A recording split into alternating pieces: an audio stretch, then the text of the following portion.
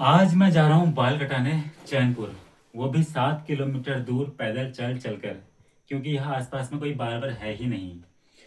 और जहाँ मैं जा रहा हूँ ये जगह पड़ती है बझांग ज़िले में, जो बझांग ज़िले की इकलौती सबसे बड़ी मार्केट है।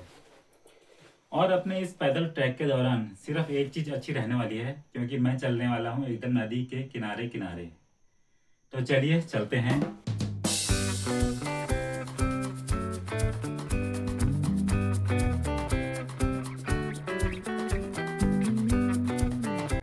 तो इस वक्त मैं नदी की तरफ उतर रहा हूँ, और लेकिन अब धूप बहुत तेज़ लगने लगी है, एकदम चेहरे पे धूप लग रही है।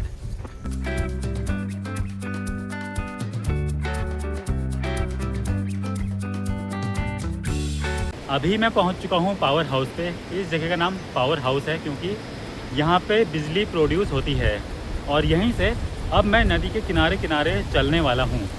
तो ये है वो पावर हाउस जहाँ पे बिजली प्रोड्यूस होती है।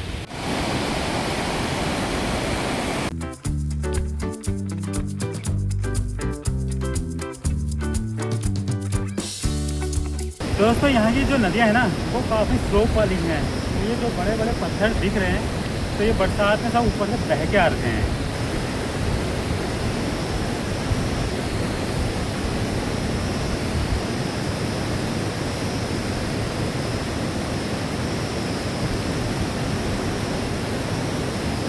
तो इस वक्त मैं पहुँच चुका हूँ चैनपुर में। मेरे पीछे पूरी चैनपुर की बाज़ार है। बहुत बड़ी बाज़ार नहीं है, एक छोटा सा कस्बा है, लेकिन बझांग ज़िले की इकलौती सबसे बड़ी बाज़ार चैनपुर ही है। तो ये है चैनपुर का बस अड्डा, जो अभी दशहरे के त्यौहार की वजह से 2 दिन की छुट्टी पर है।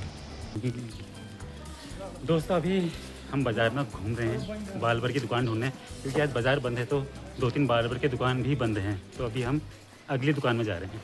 तो दोस्तों मुझे यहाँ पे एक दुकान मिल गई है, तो यहाँ पे अब मैं अपने बाल कटा रहा हूँ।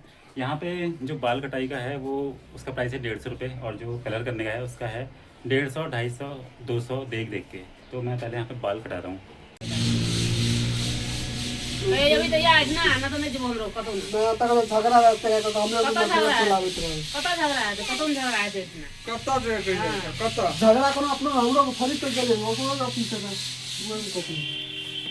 तो दोस्तों मैंने बाल भी कटा लिए हैं और कलर भी कर लिया है, और इन दोनों का प्राइस यहाँ पे पड़ा 350 रुपये, जिसमें 150 रुपये बाल कटाई के थे और 200 रुपये कलर का था। कलर यहाँ पे अलग अलग है, 150 से स्टार्ट है, 250 तक रहता है, तो मैंने 200 वाला कराया है। तो फिलहाल मैं हूँ चैनपुर के एक रेस्टोरेंट में, और मैं खाने वाला हूँ यहाँ पे एक चाउमीन बन रही है। तब तक मैं चाउमीन का इंतज़ार करूँगा। तो दोस्तों ये है मेरी चाउमीन जो बन के आ चुकी है, और जब तक मैं चाउमीन खाता हूँ तब तक आप देखिए चैनपुर बाज़ार की कुछ झलकियाँ।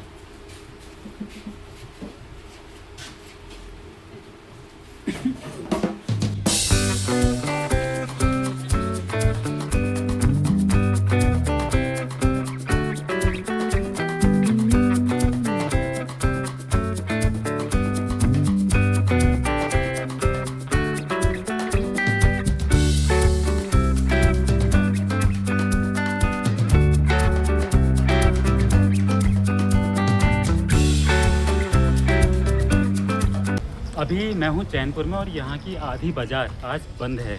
इसकी वजह ये हो सकती है क्योंकि आजकल दशहरे का टाइम है, तो यहाँ के सारे लोग गांव चले गए हैं दशहरे का त्यौहार मनाने, और शायद कल से खुल जाएंगी।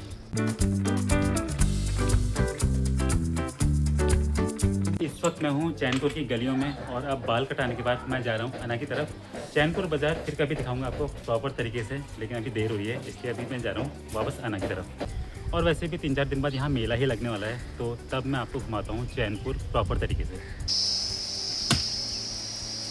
मेरे पीछे जितने भी ये पीले पीले खेत दिख रहे हैं, ये सारे धान हैं, और अब धान की कटाई भी चालू कर दी है जहाँ जहाँ पके हैं। तो ये पीछे सब धान की कटाई शुरू हो चुकी है।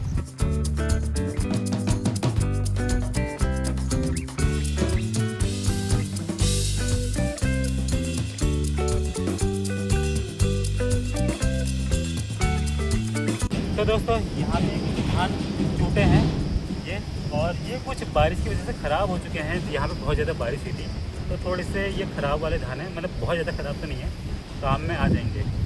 तो ये हम अभी बोरे में भर रहे हैं इनको, और ये ऊपर कुछ खेत हैं जहाँ पे धान की कटाई चली है, और जो धान काट के सुखा दिए हैं उनकी जुताई होती है। तो वहाँ पे आपको मैं दिखाता हूँ वहाँ पे कैसे चूटे जा रहे हैं। तो यहाँ पे कुछ धान के पूले हैं, हम तो धान के पूले कहते हैं, एक्चुअली पूले कहते हैं, कहीं पे मूठे भी कहते हैं।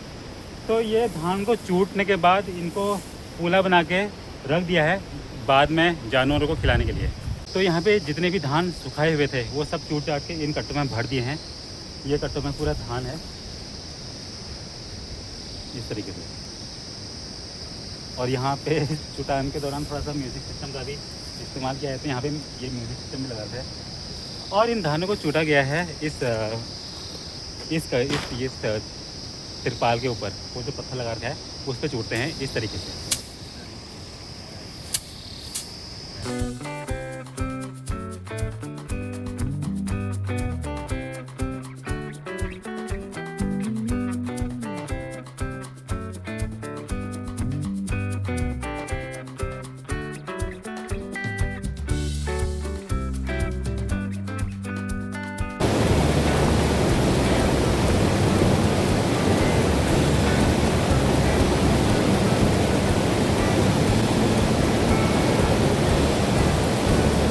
तो यार अब मैं पहुंचने वाला हूं आना, और जाते समय ही पैदल गया। हालांकि जाते समय लगभग 2 किलोमीटर के आसपास मोटरसाइकिल मिल गई थी, लेकिन आते समय पूरा पैदल आया हूं। आते समय हल्की सी चढ़ाई भी है, और अब गर्मी से एकदम मुंह लाल हो गया है। तो कमरे में जाने के बाद सबसे पहले नहाऊंगा, क्योंकि अब इसलिए पहले बाल काटे हैं, मेहंदी लगाई है। उसके बाद नहाने के बाद करूँगा रिलैक्स, फिर जाऊँगा यहाँ खेतों में ककड़ियाँ खाने, क्योंकि अब लास्ट से लास्ट ही है। यहाँ पूरा खेत साफ़ कर दिए हैं, कुछ एक बेल बची हैं, चाहे वो इतनी सी ककड़ी हो, इतनी ककड़ी हो, कितनी भी हो, सब तोड़ ताड़ के खानी है। तो मिलते हैं अगले ऐसे ही किसी ब्लॉग में, तब तक के लिए बाय।